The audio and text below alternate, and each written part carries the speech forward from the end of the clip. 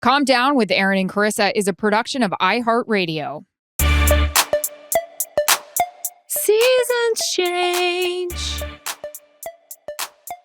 Oh, there's a song. Change. I need you to sing End of the Road by Boys to Men. That's the song that comes to mind this week. Welcome, everybody, to the Calm Down podcast. We only have 30 minutes, and my voice is going out because I have been talking a lot about all the shit that's happening this week in the NFL, in the broadcast booth. Shit. Oh, my God. Lions and Tigers and Bears, oh, my. The Seahawks are gone forever. Aaron Rodgers is back in Green Bay. Tom Brady is back on the field. And, Aaron, we have got to get you some men in the booth.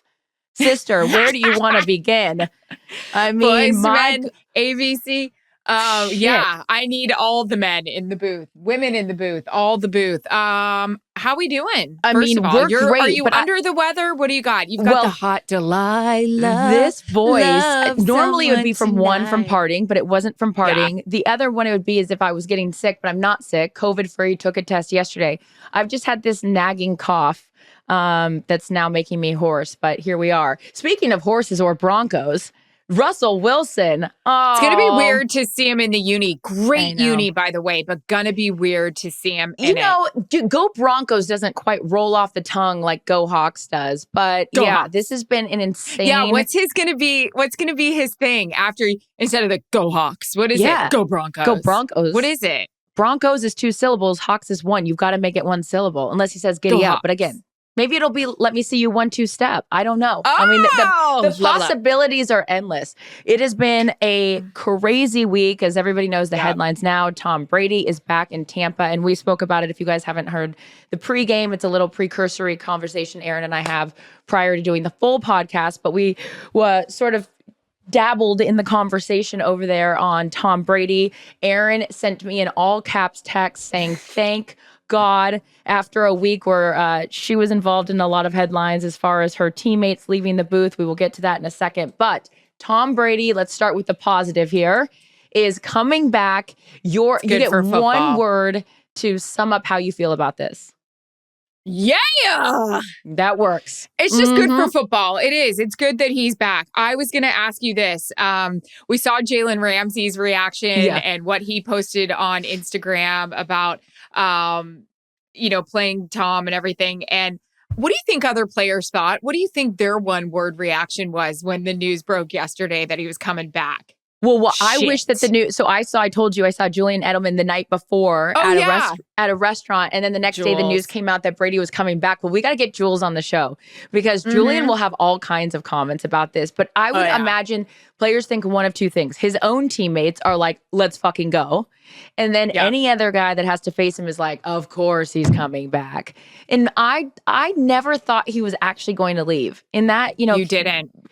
In that, thing that he wrote on Instagram, he never said the word retire, which, you know him way better than I do. And I just can't imagine a guy like that going out when he wasn't hurt. He still had a team with a bunch of studs offensively and defensively that he could build around. And now this NFC is a little bit easier to get through. Now, again, nothing's easy to get through in the NFL, of course, but that AFC and NFC is a little bit more balanced now in terms of talent. So I just couldn't imagine him leaving, but he's back, and that's great for you, who's on the field and covers him regularly. 45 and fabulous. 23rd season. Yes, please. And we're going to keep it going. 23 years. Go. Just go. Let's go. Oh, fuck. Again, I love it so much, and I'm so invested because when you're 43 years old and you still feel like you can do things, I mean, selfishly talking about myself, it's fun to cover somebody that's older and pushing the limits and surprising people. And I'm just excited for all the things, that's going to happen. I can't wait for another Rams-Bucks matchup. Are we going to get Packers-Bucks again? Like, it's just good. It's good for football. It's good for the NFC. It was when Tiger came back and even like winning the Masters in 2019. Seeing that red polo on a Sunday is good for golf, and seeing TB and number 12 out on the field on Sunday is good for the game of football. And this brings up the point with everything that was happening in baseball, because my dad and I were watching it a lot with the, holding out and the different, negotiations and the season being delayed and all that kind of stuff. And then we turn over to NFL Network, and that thing is a mother machine. It doesn't stop. It doesn't No. stop. That little thing over there. That protect the shield. I mean, my God, Roger Goodell, to your earlier point in the pregame, like this is a machine, and every other sport needs to take note of how this thing is always the headline. Even when it's their off season, everything is a headline. And the way combine, free agency, then OTAs, Broadcasters leaving. Broadcasters leaving. Let's are just making jump the into news. it. You know what? Okay. Let me just not wait until the B block. So Come big off news. the deep end. Okay, you want to know what I wanted to come on air with today? What? With the news that my two broadcasters are like gone. There were two things. There were two memes I was gonna send to you this weekend. All by myself. Or I was gonna do the hello. Oh shit. It's me. I'm glad that you're bringing levity to this situation. Well, because you've heard me cry for the last 2 weeks. I know this has not been easy for you. For those of you guys that are not familiar, Troy Aikman and Joe Buck have announced that they are moving over to another network and leaving the booth. 20 years for them in the booth together? 20 years together. I did 10 seasons with them. Yeah. A decade. Yeah. And we're talking about, Russell leaving Seattle. But this is the thing. When you spend that much time with them, it's not just about Sunday. It's not just about the games you guys did on Thursday. It's, the pre-production meetings. It's the dinners. It's the plane rides. It's everything. And they become your family. So how are you feeling? Be honest. Yeah. So I was sad all week. You had to deal with me the last 2 weeks. This all happened fast. This all happened. I wasn't expecting it. I'll be completely honest. Don't think a lot of people were. And, I am known for being one tough cookie. I can deal with a lot of things. I have dealt with a lot of things. But when I had to speak to both of those guys separately, when they both, had officially left, oh God, I cried. And I don't think they both expected that from me. I'll cry right now. You said it perfectly. It's not even about yes, it's about working the games with them, but there are so many moments. Like I told both of them, I came to Fox to work with them. I just thought it would be so cool to do games with them. And you said it perfectly. I know these people sometimes better than I know my husband. You are every Thanksgiving, I am with them. Past 2 Christmases, I've been with them. You are on their planes. You are at their house. They've listened to my fertility issues. They knew about my cancer issues. I've listened to them with their daughters or, having their babies and things like that. And it's just crazy. They literally become your family, and they at times are closer to you than your actual blood family or your husband and anything like that. So, I have been sad. I am tired of being sad because I need to be a big girl and move on. But I think this brings up another issue with me. It looks like I'm very good. now. Oh yeah. I'm just not good with change. I'm not. And I understand, I don't hold it against anybody for leaving. Look, I left ESPN after being there for 8 years and came to Fox. But like I said at the Pat Summerall Award, that was one of the best career moves I ever made. And a lot of that had to do with, yes, my crew, but my relationship with those two. They became my brothers, and they became my really best friends. So, honey, I'm sad, but I'm so happy for them. And yeah. Oh, whatever, seeing you cry makes me want to cry. Well, they mean a lot to Fox, and they're a lot of the history. And I have a story for every game. I mean, everything. And even we were talking about the NFC Championship 2 years ago in Green Bay. And you just know when shit is clicking and it's going well. And, we had this awesome matchup with Erin and Tom, and we were so freaking excited. The boys nailed their hit. Of course, they always do. And then Ronaldo does his hit, and then I go to do mine, and the sun came out, and I referenced it because I was talking about the cold temps. And then we went to break, and I just remember Troy saying, "Hey, can Tom and Erin hear me?" And we said, "Yeah, we can hear you." And he just said, "You guys just nailed that. That was awesome." It was just things like that, and we've had a lot of good times. And Erin, I'm shitty with chemistry. Change. It's also it's chemistry. And here's the thing, you talk about, closer to them sometimes than your husband. Obviously, that's not true. But the idea of you spend sometimes so much it time. is. Oh my God. Sometimes it is. Yeah. But this idea that it is family. And we've talked about it at length. You and I both gone through really shitty things in a lot of different ways, sometimes the same ways. But Fox is family. And we always talked about that. You even said that in your speech at the for accepting the Pat Summerall Award. And you got emotional about it. And it's because it's really hard. We've worked for other people, both you and I, and it's not the same. It's not the same anywhere else. And, when those bad things have happened to us, that company, excuse me, has been there for us. And so I am sorry that you're losing, your teammates in the booth and also just your friends. But it brings up a larger issue. And you and I were talking about it before we even got on here about change. And I welcome change. I like change. I think that to a detriment, I probably like it too much. I think I get complacent. How is that? That's just how you're wired. It's how I'm wired. It's why I've moved so many different times. It's why I change my hair color. I cut my hair. I get extensions. I can't stay. I have an itchy foot, as they say. It's right now. It's a rash, but not kidding. But I what have are you putting on that? What are you taking for that? It's a steroid cream. I wouldn't pass the PEDs, but yeah, it's a weird rash. I suppose it's from stress. A lot of stress. Anyways, I like change. All the stress. So my question to you is, why is change hard for you? Because to me, I'm like, oh yeah, okay, well, change and moving on or whatever. But it's harder for you. Why? Why do you like consistency versus the opposite? I don't know. It's probably the thought of being safe. You mentioned ESPN and I actually, I was there for 8 years of my career and much like how I'm having a hard time with the guys leaving, I was the same. I took a huge leap of faith and left ESPN to go to Fox and I was leaving, 3 guys that I bawled over. I mean, I remember calling at the time, Chip Kelly was at Oregon. I called Coach K. And I called Dan Patrick. I called a couple of people because I would sit on my couch in New York and just bawl because I had this opportunity. I knew I wanted to go to to Fox to work in the NFL. I wasn't going to be able to do that with ESPN. And there were 3 guys, Mike Tirico, Kirk Herbstreit, and Chris Fowler, who were my people. They were my brothers. They were my Joe and Troy. Yeah. And those were the things that were hi, exactly. I mean, those were the things that were like, oh, what does she need? She's a big fan of Tirico too. That's what she wanted to say. Does a great job. Really does.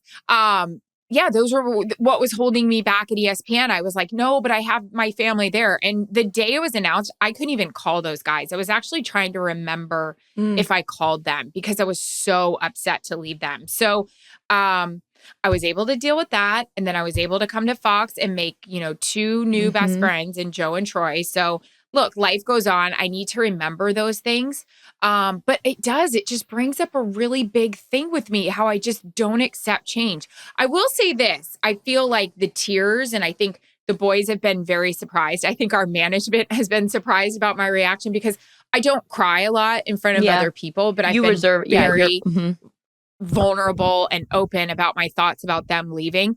That has everything to do with like us suffering our loss in, the baby world last summer. So I'm trying to be better about getting that stuff out because you keep it in and just bad shit happens to your body. So I apologize to Joe, Troy, our management, my producer, my director for being stop it. No, stop it right now. Do not apologize for emotion. And here's this. See, this goes back into that whole female versus male conversation. Do you think men apologize for their emotions? Maybe their emotions are different and it's not tears, whatever. Do not apologize for giving a shit. Do you think that our management are like, oh, Erin's crying, like she's crying? No, it's like you care. And that's I mean, just care. Yeah, you care. Can you imagine if you were like the opposite? You're like, okay, cool. Like, okay, it was nice working with you guys. Bye. They'd be like, what the fuck? Like, no, I think that one of the many therapists I've had, you told me that vulnerability is a good thing. It's actually a sign of strength. So you being even vulnerable here and like anytime I see you get emotional, I get emotional because as a girlfriend, you just want to like hug you and say it's okay. Here's the good news. Joe and Troy aren't going anywhere in your lives. They're just, it looks different professionally. And like you mentioned just like Tirico, Herbstreit, and Fowler. Exactly. Right. And so you still lean on those guys constantly and Joe and Troy will be the same for you. So it's just, I always look at life as different chapters. And in reading the books, you don't want to stay on the same chapter for too long because like we know what that story looks like. So to me, change, I welcome change because it's kind of albeit scary, it's exciting. Like, ooh, what is on the other side? So you're not replacing them with whoever takes over in the booth. It's just a different chapter in your story. And sometimes change is good because then it even rejuvenates, everyone around you, kind of has like forces your hand to, I know for me, sometimes I get complacent in my job or personally or whatever, and I need like a little ignitement. Like I was really sad when Tony Gonzalez left our crew, or Randy Moss left that one year, and Champ Bailey. I mean, we've had a turnover on our show, but it means that we were lucky enough to get the first relationship with them and then keep those relationships if they're that important moving forward. So I don't know. What about Colin leaving? That's a really good point out of Ryan. Colin did you cry as much as I've cried? I mean, Colin leaving. Colin is very much a presence in my life still. So he didn't go anywhere. Exactly. What a week. I'm just It is. I guess I wanted to ask the listeners, because they've been great, and they all have been like DMing and asking and stuff about how I'm doing and what's going to happen and everything. How do you guys deal with change? Any recommendations? I'm trying a book right now. I'm going to give it to you when I'm done. It's called Do Breathe. I've been trying. Okay. Yeah, like just learn, like do, and then there's different books. So there's do, and this one's about breathing. So how to breathe. So I'm trying that. I need to just read past page 5. Okay, good. Well, we're going to swap books then, because this is the book I'm currently reading. Let that shit go. Yeah. You're going to love this. And I'm only, where am I? I'm page 56. But the whole idea is being present. And I don't know. I always say his name wrong, so fuck me. Eckhart Tolle, The Power of Now. Oh, yeah. Being present. I've listened to him on an Oprah podcast. He was amazing. And again, I'm Eckhart Tolle. I don't think I'm pronouncing his name right. But the message, that book, very similar to this one in its infancy, has resonated with me because I am someone I know very much like you.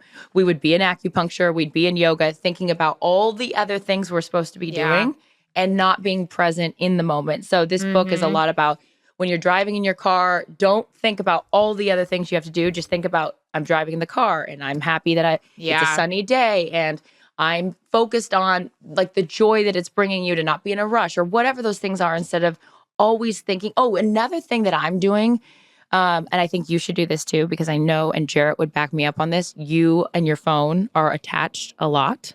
Oh, yeah. So you're not allowed to look at your phone until after your first cup of coffee.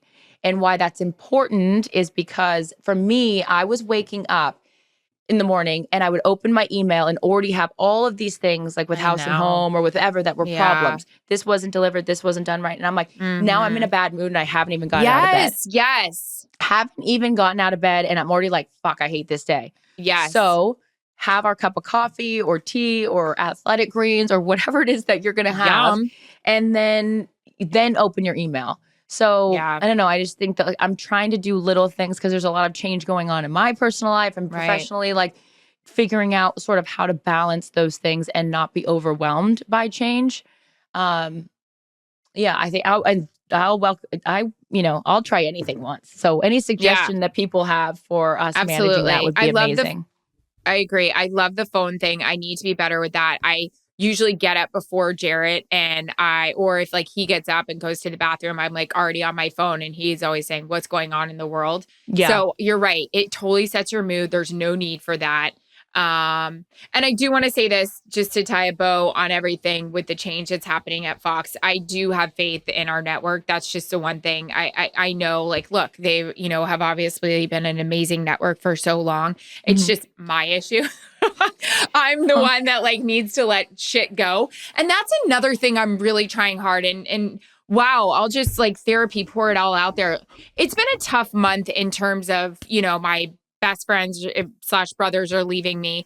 It's been an interesting month in terms of learning about where some things I'm dealing with. And not at all that we're having a tough go, but look, we're expanding, we're getting bigger. I'm trying to deal with other growth people. Comes with growth. Yeah, pains, all of that. Growing pains, literally. I said to one of my good girlfriends, Megan Mitchell, I didn't go to school for this. She literally said, you're getting your MBA right now. And then, personally, we are having a really, really rough, probably 2 months on the baby fertility side. So it's crazy because, a lot of things that have to do with my body and trying to stay calm and breathing. I've had a hard time with that because I've just had a shakeup at work. I'm, a lot of shit's going on with where I know I'm supposed to stay sane and level headed because your body stress is affecting me fertility wise. And like I said to Jared a couple weeks ago, I just freaking need to learn how to stay even keel. And I fucking don't know how to do that. And any of you guys, and you've been amazing with this, are dealing with your fertility journey as well. That alone is such a roller coaster. We get so high with the highs and then we get so low with the lows. And it's just like, holy shit. And even with work, I got to learn how to be like this. And I don't know how. Well, okay. So as fertility stuff goes, let's lean on those that are going through the exact same thing that you are, because I can't, as your girlfriend, I can speak to having frozen my eggs and whatever, but I don't know if I'm ever going to have a baby. But you know how hard that was. Like, that was how terrible. Fucking hard it was. But like, I'm getting to the point in my life where I don't know if kids is going to happen for me for a number of different reasons. And so there's stress that comes with that. But I have learned this, and this is where my dad's really good. He's like, Charissa, control what you can control. You worrying about things that you can't control is a waste of your time, right? Yeah. And for any Christians out there, there's like a biblical scripture that supports that. It's like Matthew 6:34. A friend of mine told me about this one time. Whatever. Without getting too deep into it, there's just this idea that worrying about something does not add it doesn't help.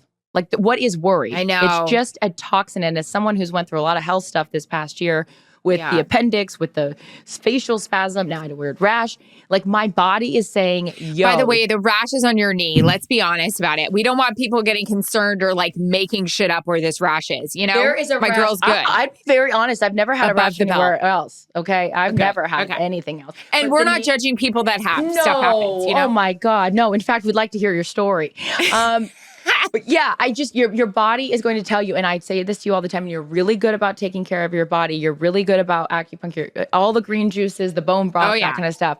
But sister, you can control what you can control, and you get an A++++++ for everything that you've done to put you and Jared in a position to have a family. And anything outside of that you can't control, you worrying about it. And look, it's easy for me to sit there and say that, but you've counseled me on some stuff, personal stuff. Like, if I can't control it, how is it helping me? It's only hurting me, right? So I think that for anyone else that's out there that's gone through stuff, and here's the other thing too, not to be so, broad stroke about this, but perspective is a big thing. The world, there is a lot of shit going on in the world. So true. And so that's where I, and I hate when it's like, oh, things could be worse. It's like, yeah, but this is like what's happening in my life. So it is shitty. But then I take a step back and I go, hey, it could be worse, and it could be this, or it could be this. And so I try to then have moments of like, I feel sorry for myself for a little bit. And then I move on to much bigger things and say, I'm so grateful for this, this, this, and this. And my brother and I do a gratitude list every single night. We've done it for, God, when was I like, my hacking and stalking thing was like 5 years ago. So I was feeling sorry for myself. So my brother said to me, we need to focus on the good things in your life. So every night, we write 3 things we're grateful for. And it's just an exercise that helps me put things into perspective. So, again, I would love for other, things that people do that help them. But I just want to remind you, you are so fucking strong. I'm inspired by you all the time as a girlfriend. No, because you are. And people that don't know this side of you is like a girlfriend. Like, Erin's always asking how her girlfriends are before she talks about her shit. So it's because I just know it takes so long with my own shit. I'm like, let me just hear yours because mine is 45 fucking minutes long. Okay, I'm having a problem having a baby. I've got to figure out. Stop it. And Erin uses humor to get through it, which is important. But it's okay to have a is a good cry. And it's alcohol. Okay. Well, yeah, but anyways, you're doing great, out. Sweetie. You're doing great, sweetie. Working out is a really good thing for us. We like that. But are you going to give yourself? It does help a ton. It does. Are you going to give yourself, like, what are we looking forward to this off season? Let's focus on the positive. I mean, I am, this is my problem. And again, not to bring it back to fertility, but this is how I have to kind of like view things, and I need to figure it out. I mean, look, I've been doing this IVF thing for 8 years. It's really a lot. Have you really been doing it that long? Yeah. Mm-hmm. That was, wow. And obviously, like, I wouldn't be doing it if I was having success. So the problem is your body is so month to month because of stress or traveling. Well, now I'm not traveling, so they think I'm going to be okay. But the problem is I've been having stress. And the other thing, women out there that are dealing with fertility stuff, you guys get this. They're always like, just relax. How the fuck can you relax when you're 43, the window is closing and you're trying to like have a baby? It's so hard. So, we are definitely excited to go out to Montana. I'd like to take a vacation with you. It's just everything, unfortunately, right now, revolves around my body. Can I do IVF? It's like crazy. And I was saying that to Jared. When I do get down, I just say to him, I'm so tired of this being my narrative for 8 years. Like, it really, really has controlled my schedule. So I'm excited to put my phone away and read my books. Good girl. I'm excited for a change at work. I'm looking forward to allowing that. What are you excited for? Because you did mention you have gone through stuff as well. And, I just... and very much deserve to, you deserve to enjoy things too. Yeah, I will definitely. I mean, I'm an open book. Letting shit go. And there's, I'll definitely talk about in length and when it's appropriate, sort of different things. But I just think that for me, I don't know. It's just, I feel bad for myself in some days, and then I go, fucking, my life's great. I've got, when I do have my health, right. I have my health. I've got incredible friends. I've got a great family. I've got so many things. Like, look at these dogs. I mean, so we get to do what we love. Do what we love. I mean, we talked about that earlier. Like, how fucking lucky. I mean, I operate my life with my contracts. Like, I've got 1 year left. And then I always think like, I don't have a job after that. And everyone's like, oh, you're gonna be fine. You don't know if you're gonna be fine. We work in an industry that we've seen people not get renewed. So I always try to, and again, just the constant betterment of self. And that's why even, this podcast has been super cathartic for me to be able to talk and to hear other people's advice on things and stuff like that. But I'm going to give myself a little runway to take a vacation. I know we talked about we'll take one together. So any suggestions for there would be great. I'm dying to go on a safari. I went to South Africa one time to cover the World Cup, but we couldn't really do anything because there was such tight security. And so I want to go to Africa. I want to see an elephant up close. I want to see a giraffe like come into the, the land cruise, whatever, rover. I want to do that. That's like on my bucket list of things to do. I would like to do it as well. We have a couple friends that have done it. I know Troy Aikman has done it. He was telling me about it a little bit. I love seeing animals now we so can buy much a giraffe. In their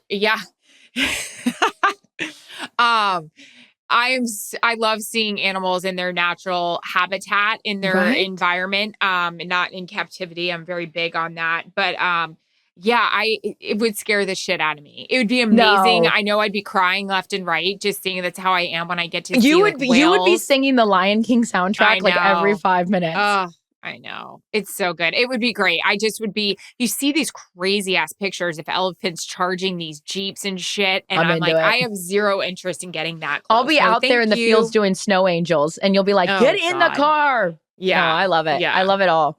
But I think in summary of all this and conversation, that even though you're reluctant to change because it's a little bit uncomfortable and you like consistency, change also allows for something maybe not better, but just different on the other side. And so even, you being afraid to leave ESPN, look at what that change led to. Exactly. So who knows what the next chapter in your journey looks like. And I want to give you a big hug for all the other things that you're going through. And I'm just inspired by you. And I know that a lot of people are. So thank you for being honest about your fertility journey, because I know that's not also easy to always be like, fucking A, this is always my narrative. I'm tired of being sad. I'm tired of being that. But everything happens in due time. And do not worry, because worrying does not add any time to your life. I know. It's going to happen. It's all going to happen. And I do believe like what I'm going through fertility wise is probably affecting my emotions in terms of the boys leaving and things like that. I'm super emotional and things like that. But I do know good things are going to happen. It was funny. My fertility doctor, who I absolutely adore, we were joking the other day, if you can joke about things. And he goes, man, when we finally get this done for you, I think I'm retiring. Because you should, man. And you know I what? put him through hell. You know who used the word retire? Your fertility doctor. Tom Brady not didn't, Tom and Brady. he's fucking back. So let's celebrate the Pumped. victories. Let's fucking go. I love you. I'm here for you always. And to the listeners and viewers, send us your DMs like Erin mentioned. We look at them, we see them all, and would love to know what books you guys read to help you guys get through things. Or even if it's a meditation app or anything like that. Erin and I are always down to try new things. And remember, we have a lot to be grateful for, and we hope you guys do too. And thank you for listening. We're grateful for all of you. Bye. Calm Down with Erin and Charissa is a production of iHeartRadio. For more podcasts from iHeartRadio, visit the iHeartRadio app, Apple Podcasts, or wherever you get your podcasts.